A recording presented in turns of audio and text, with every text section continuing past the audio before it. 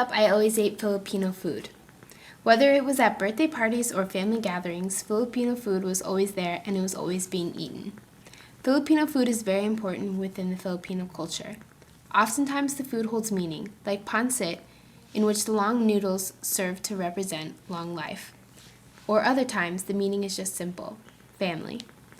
Filipino food is most often eaten at home or at a family gathering. Filipinos take family gatherings seriously.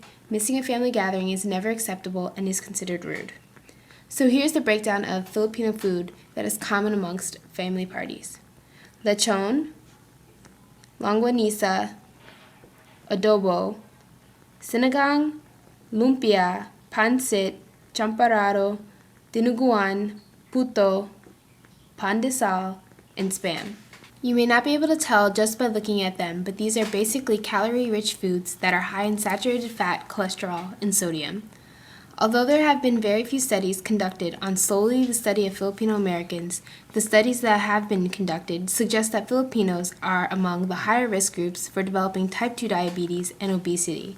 This is due to the calorie-rich foods and cultural lifestyles. Diabetes is a disease in which the pancreas does not produce enough insulin. In a recent study of Filipino Americans in the Houston, Texas area by the Metropolitan Statistical Area, type 2 diabetes was found to be higher within Filipinos than in any other non-Hispanic whites.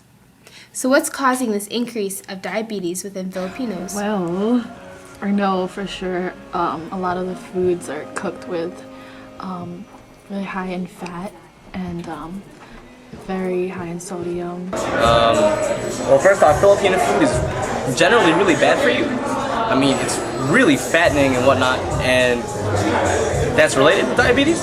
Filipinos their food tends to be very unhealthy and fatty, and Filipinos they can be very, I want to say like overweight, but like, I guess, yeah, like bigger, overweight, unhealthy, because of the food they eat. And compared to other cultures, their food, ours is the most unhealthiest, greasiest, fattiest. I mean, like, come here. Like, look, this is fried pork. Look at the fat. Like, but here's the thing: you actually eat that. That's the good part. This is the good part. The chewy part's the good part. You know. Filipino people are wasteful people, so we'll eat anything that's in front of us. I'm Chinese, and a lot of the Chinese foods that we typically cook like steaming or stir frying, whereas a lot of Filipino foods are like cooked over like long time in like lard or a lot of like animal fat. So that's one of the biggest differences. And typically when you're steaming food, it's a lot more, it's like pure in the sense with like out sodium and so forth. So yeah. Filipino beliefs such as timbang or weight, which is basically the belief that diabetes is predisposed, and the belief bahala na, which means what happens happens, in which Filipinos will tolerate the symptoms until they are extremely bad. Filipinos are in the medical field, so we'll just say, we'll just help ourselves, and we don't. Because Filipinos are stubborn. Filipino dads especially, they're so stubborn. I don't want to go to the doctor.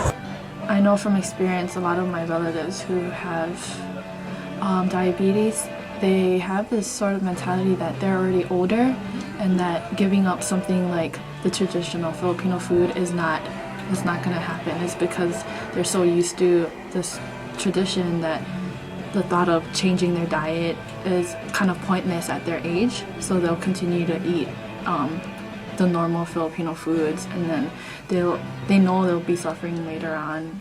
Also, the importance of family and family gatherings plays a role in the lack of avoidance of Filipino food. No, we cannot avoid eating Filipino food at a Filipino party. Like, no! And I mean, it's hard not to eat it because everyone's always pushing at you.